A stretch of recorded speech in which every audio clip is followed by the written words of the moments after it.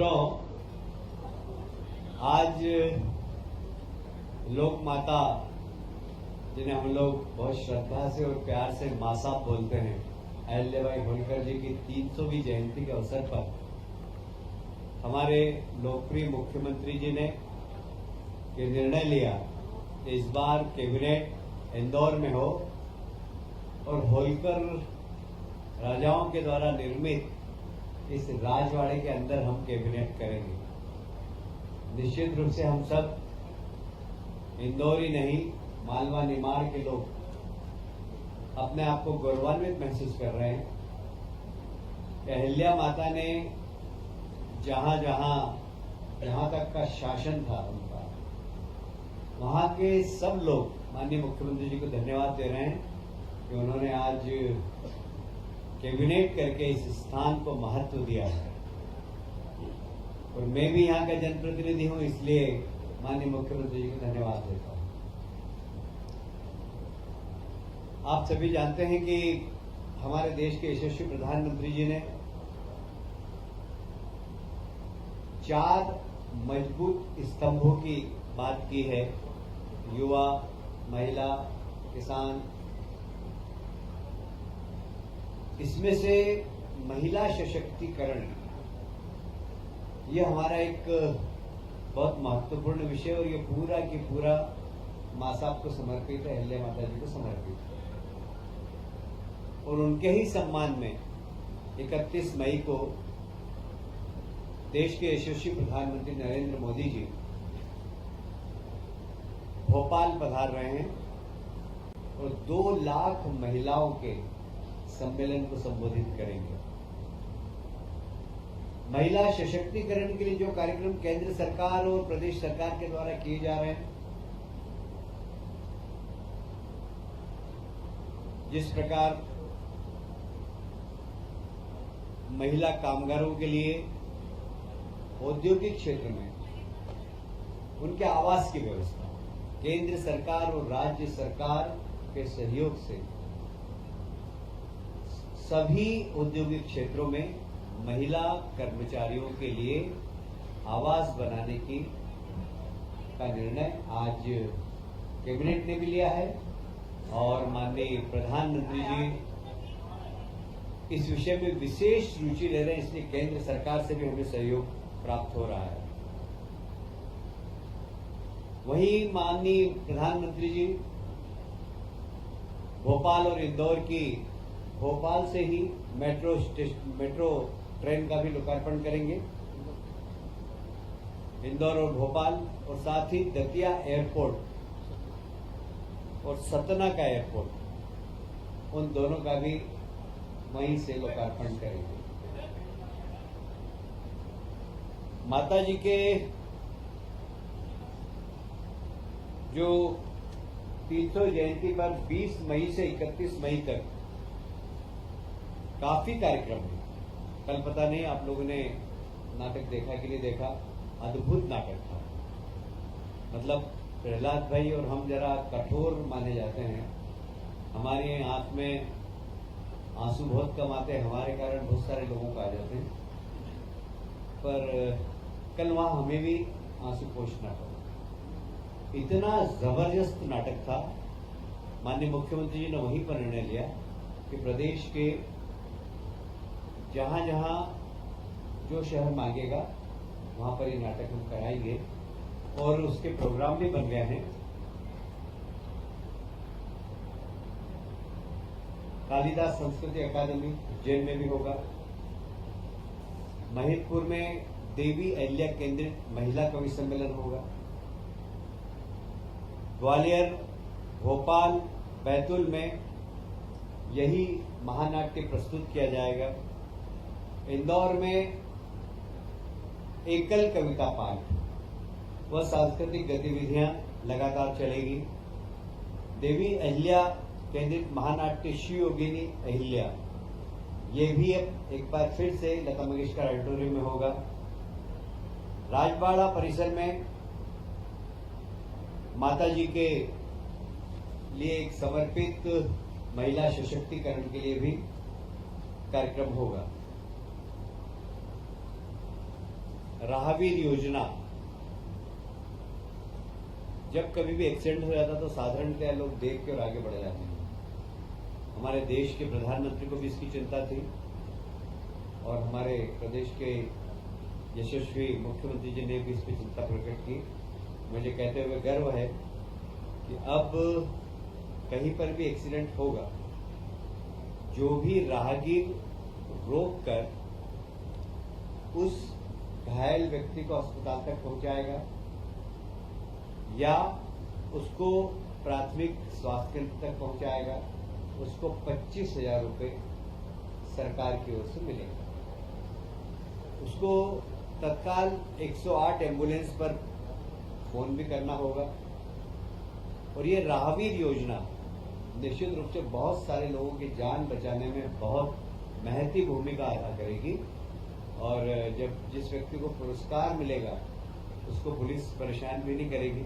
एक निर्देश शासन की ओर से है कि जो भी व्यक्ति घायल व्यक्ति को उपचार के लिए या उसकी जान बचाने के लिए सहयोगी बनकर सामने आए, पुलिस उसके सहयोगी बने, उससे प्रश्नवाचक चिन्ह नहीं करे।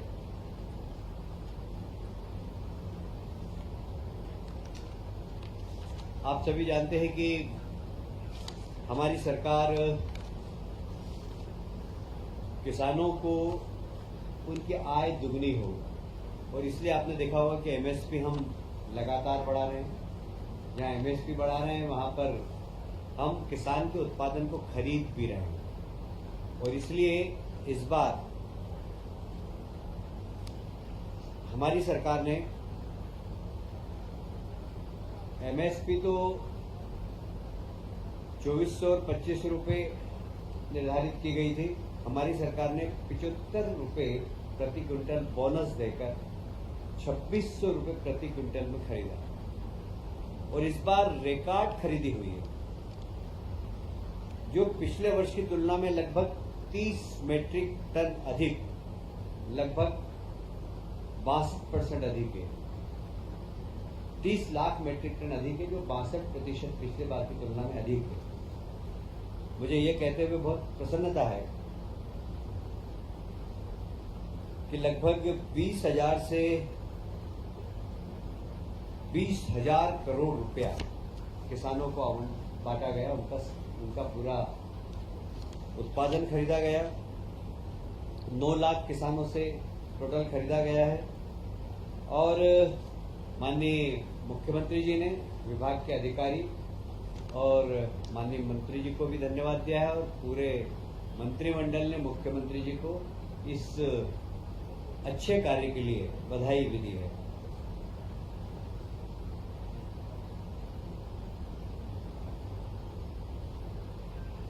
शायद आपको स्मरण होगा कि सीतामऊ में पिछले माह किसान सम्मेलन हुआ था, और इस किसान सम्मेलन का उद्देश्य, किसान समागम का उद्देश्य यही है कि कृषि आधारित उद्योग को हम बढ़ावा दें और आधुनिक खेती कैसे की जाए, साथ ही प्राकृतिक और ऑर्गेनिक खेती कैसे की जाए। वहाँ न सिर्फ प्रशिक्षण दिया जा रहा है, इसका मार्केट भी डेवलप हो। इसके लिए किसान समागम पिछले समय बहुत ही सफलतापूर्वक सीतामऊ में संपन्न हुआ है। दूसरा हमारा इसी प्रकार का किसान समागम नरसिंहपुर में 26 से 28 मई के बीच में होगा, जहां कृषि आधारित उद्योग पर चर्चा होगी। उसी प्रकार क्रॉप पैटर्न बदलने का मार्गदर्शन देंगे उन्हें। किसान उन्नत हो, किसान की आय डबल हो और ऑर्गेनिक और प्राकृतिक खेती की तरफ किसान जाए, इस दिशा में उनको प्रशिक्षण देने का काम इसमें होता है। और साथ ही वैल्यू एडिशन कैसे हो सकता है, गांव के अंदर ही छोटे उद्योग, बड़े उद्योग, किसान सिर्फ उत्पादन नहीं करे, रोजगार देने वाला व्यक्ति भी बने, इसके लिए भी वहां पर प्रशिक्षण देने का काम हम लोग करने वाले हैं।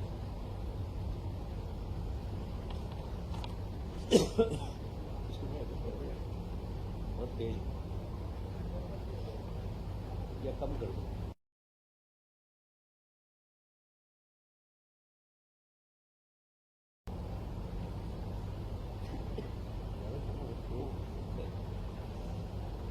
मित्रों, आप सभी जानते हैं कि शहरों का विकास बहुत तेजी से हो रहा है और कई बार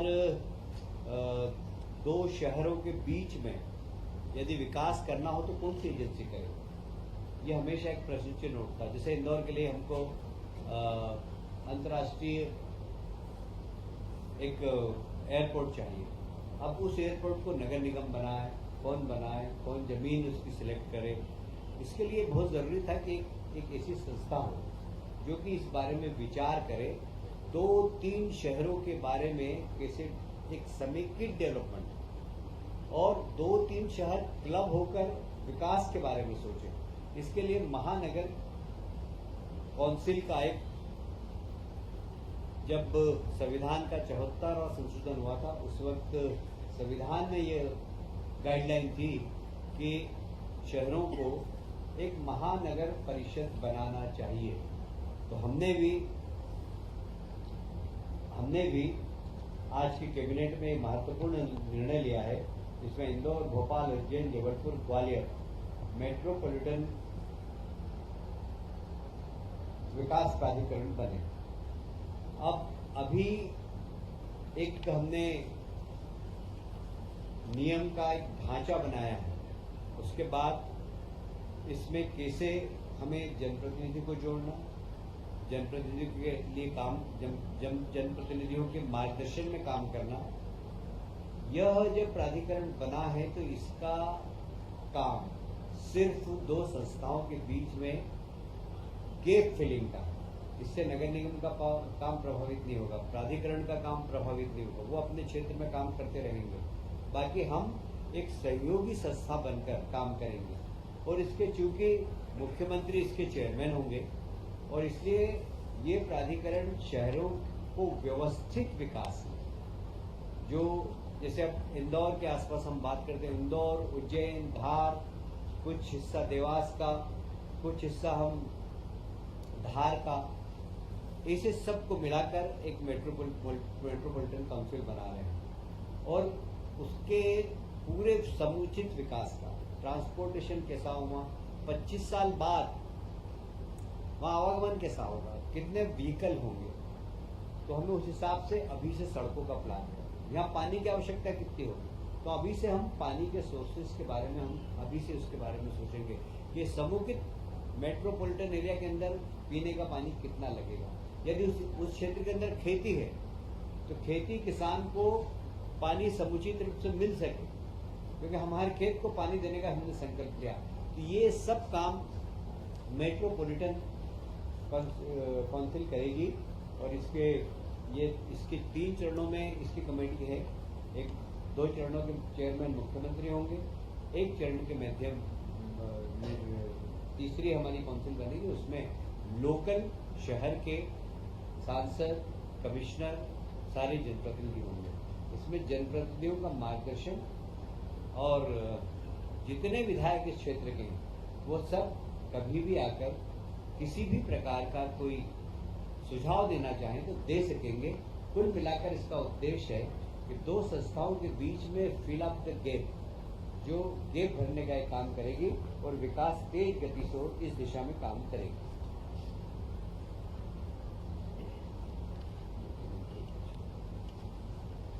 मित्रों, स्वच्छ भारत मिशन देश के प्रधानमंत्री जी ने चालू किया है और उसमें नगर निगम, नगर पालिकाओं को काफी धनराशि भी आवंटित की गई।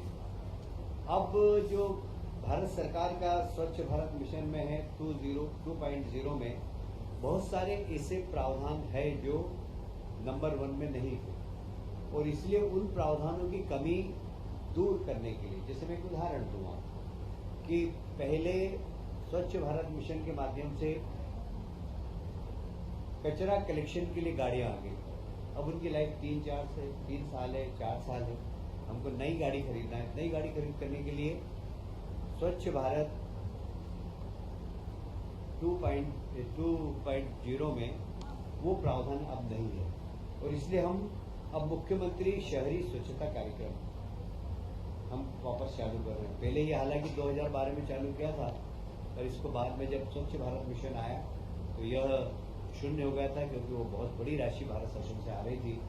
पर अब आवश्यकता है इस बात की, जैसे अब ड्रेनेज के अंदर मेन होल में व्यक्ति नहीं घुसे, उसके लिए मशीन खरीदना है, तो नगर निगम के पास पैसा नहीं है, और स्वच्छ भारत मिशन जो भारत सरकार का उसमें प्रावधान अब नहीं है तो सेकंड पार्ट में, तो हम मुख्यमंत्री स्वच्छता कार्यक्रम के अंतर्गत वो मशीन उनको उपलब्ध कराएंगे। कुल मिलाकर स्वच्छ भारत मिशन लगातार तेज गति से चलता रहे, और इसलिए उसके सपोर्ट के लिए ये मुख्यमंत्री शहरी स्वच्छता कार्यक्रम के अंतर्गत हमने आज कैबिनेट में निर्णय लिया है।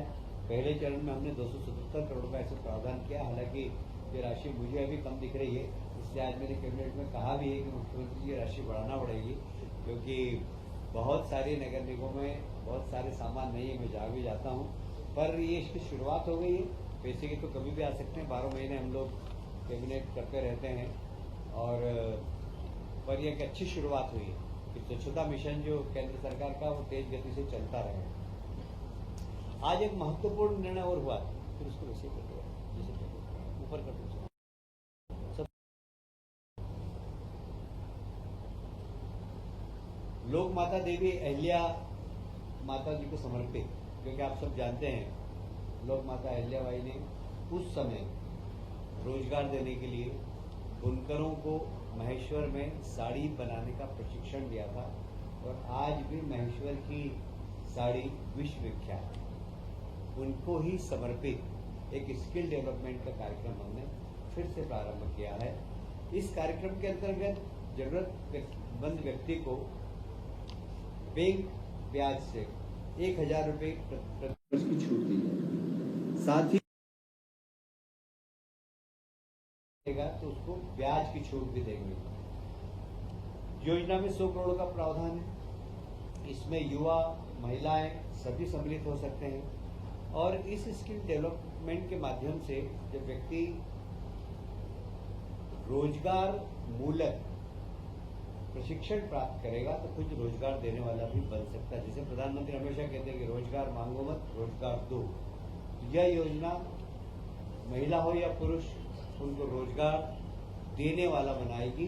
ये एक बहुत अच्छी योजना आज माननीय मुख्यमंत्री जी के नेतृत्व में कैबिनेट ने पारित की है, जिसमें हमारे बेरोजगार युवाओं को, विशेषकर महिलाओं को बहुत इसका लाभ होगा। आप सभी जानते हैं कि आदि शंकराचार्य जी ने पूरे देश में भ्रमण किया था, और एक सनातन धर्म के लिए एकात्मता के लिए, हिंदू धर्म की एकात्मता के लिए उन्होंने बहुत काम किया, और विशेषकर ऐसी मान्यता है कि ओंकारेश्वर में उन्होंने साधना की थी, और वहीं पर उनको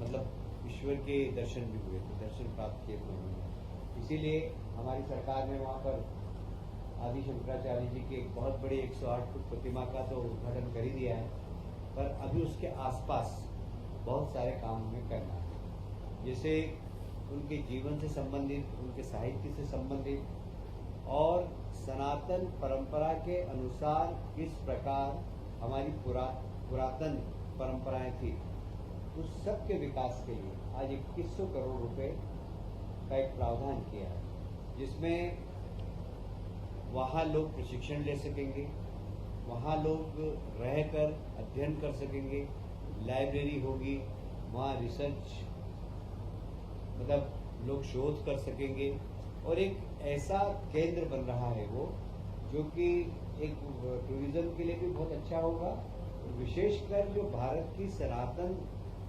परंपरा को अगर जानना चाहता होगा तो दुनिया भर के लोग आकर वहाँ पर रह सकेंगे। तो उन सब के लिए छोटे हॉल, बड़े हॉल, मीटिंग हॉल, रहने की व्यवस्था, लगभग 1000 लोग वहाँ रह सकें, उस प्रकार की हॉस्टल भी बन रही है वहाँ। अलग अलग प्रकार की कुछ 5 स्टार टाइप कमरे बनेंगे, कुछ सामान्य कमरे बनेंगे। एक बड़ा संस्कृति केंद्र सनातन धर्म का वहाँ पर बनने जा रहा है। इसके लिए 2100 करोड़ रुपए आज कैबिनेट ने मंजूर किए हैं, और ये एक पर्यटन के क्षेत्र में बड़ी क्रांति लाए। जैसे कि उज्जैन में हमने महाकाल लोक बनाया, और उसके बाद वहाँ पर दर्शकों की संख्या लगभग 30 से 40 गुना बढ़ी है और वहाँ की अर्थव्यवस्था का चक्र 10 गुना बढ़ा। मतलब इकोनॉमी पूरी उज्जैन के पर कैपिटा इनकम बढ़ गई। तो ये भी निमाड़ के क्षेत्र में जब पूरा बन जाएगा, वहाँ पर 3D सिस्टम के माध्यम से आदि शंकराचार्य ने पूरे देश में घूमकर किस प्रकार ऐसा लगेगा उनको कि हम आदि शंकराचार्य के युग में आ गए, इस प्रकार का एक संग्रहालय बनेगा वहाँ पर। लोग उसको निश्चित रूप से देखेंगे ही, जो जाएगा वो एक बार नहीं बार बार देखेगा और सारे देश का वो आकर्षण का केंद्र बने, एक अच्छा पर्यटक स्थल बने। इस दिशा में हम काम कर रहे हैं। ये एक बहुत महत्वपूर्ण निर्णय आज कैबिनेट में हुआ है।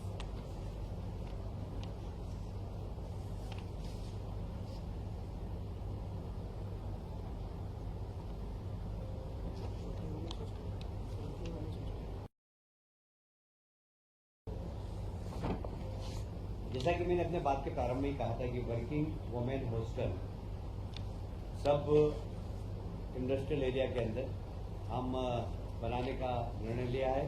अभी प्रथम चरण में हमने उद्योगपुरी जिला के अंदर लगभग 66 करोड़ का निर्णय लिया है, पीथमपुर में 76 करोड़ का, मालनपुर में 29 करोड़ का और औद्योगिक पार्क मंडीदीप में 77 करोड़ का। ये अभी हम हमारे बजट में से कर रहे हैं। पर आज माननीय मंत्रियों ने भी सुझाव दिया और मुख्यमंत्री जी ने भी उसको माना कि ऐसा होना चाहिए कि हमें जो इंडस्ट्रियलिस्ट हैं उनसे भी बात करना चाहिए कि CSR में वे वर्किंग वुमेन हॉस्टल का निर्माण करें और PPP मोड पर भी हम कर सकते हैं। इस सब दिशा में हम लोग काम करेंगे। खास करके औद्योगिक क्षेत्र में महिलाएं सुरक्षित रह सके, इसके लिए यह योजना प्रारंभ की है। एक और आज इंदौर को तोहफा दिया है माननीय मुख्यमंत्री जी ने। आप सभी जानते हैं होलकर नरेश यशवंतराव जी ने MY हॉस्पिटल बनाया था और उसके बाद अभी तक उसमें बहुत बड़ा काम नहीं हुआ, छोटे मोटे जरूर एक्सपांशन हुआ है, पर इस बार वहाँ पर बहुत बड़ा काम होने वाला है। लगभग 773 करोड़ रुपया आज स्वीकृति दी। यह वर्तमान जो व्यवस्था है उससे लगभग डबल व्यवस्था हो जाएगी और सब आधुनिकतम सुविधाएं उस हॉस्पिटल के अंदर होगी। हम कोशिश करेंगे कि यह हॉस्पिटल ऐसा बने जहाँ पे हार्ट का ऑपरेशन हो या लीवर ट्रांसप्लांट का काम हो। इससे बड़े बड़े काम जिसके लिए लोग दिल्ली बॉम्बे जाते हैं वो इस हॉस्पिटल में सारी सुविधा उपलब्ध कराएं। इसी प्रकार रीवा में भी लगभग 321 करोड़ जो अभ्यास जिला अस्पताल है उसके विकास के लिए 321 करोड़ रुपए आज स्वीकृत किए हैं। और यह एक इंदौर ही नहीं, इंदौर मालवा ही नहीं, निमाड़ ही नहीं, पूरे सेंट्रल इंडिया के लिए जो गरीब हैं, जो मध्यम वर्गीय हैं, उनके लिए एक बहुत बड़ा तोहफा होगा, क्योंकि मेडिकल सर्विसेज आजकल बहुत महंगी हैं। और इसी समय में हालांकि हमारे देश के प्रधानमंत्री ने आयुष्मान योजना के माध्यम से गरीबों को और मिडिल क्लास के लोगों को बहुत बड़ी सुविधा दी है। साथ ही 70+ के लोगों का भी आयुष्मान कार्ड बनाया है। वह कोई भी व्यक्ति हो, उसके किसी भी परिवार का हो, उन सब का बनाने का काम किया। एक बहुत बड़ी उपलब्धि है माननीय प्रधानमंत्री जी की। पर फिर भी मिडिल क्लास के व्यक्ति के लिए मुश्किल हो जाता है जब गंभीर बीमारी से पीड़ित हो जाता है। तो यहाँ पर हम इस हॉस्पिटल के अंदर जब 773 करोड़ रुपया खर्च कर रहे हैं तो आधुनिकतम सारी चिकित्सा सुविधा यहाँ पर हो, इसके लिए हम लोग प्रयास करेंगे। आज की कैबिनेट में यही निर्णय हुए थे। अभी लंच के बाद विकसित मध्य प्रदेश 2047 का एक रोड मैप के बारे में अभी हम लोग सब एक साथ बैठने वाले हैं। उस पर चिंतन मनन होगा, उस पर चर्चा होगी और उसको एक अमली जामा पहनाएंगे। तो इसके बाद भोजन के पश्चात हम 2-3 घंटे फिर से बैठेंगे और माननीय प्रधानमंत्री जी का जो सपना है 2047 में भारत एक सशक्त भारत बने, उसमें राज्य सरकारें किस प्रकार अपनी तैयारी करती है, उस तैयारी को हम लोग कर रहे हैं और इसमें माननीय प्रधानमंत्री जी का मार्गदर्शन और माननीय हमारे मुख्यमंत्री जी की कल्पना, दोनों पर हम आज बैठ के चर्चा करेंगे। आप सब लोगों को मैंने अभी कैबिनेट से संबंधित सारी जानकारी दी है। मैं आप सबको धन्यवाद देता हूँ।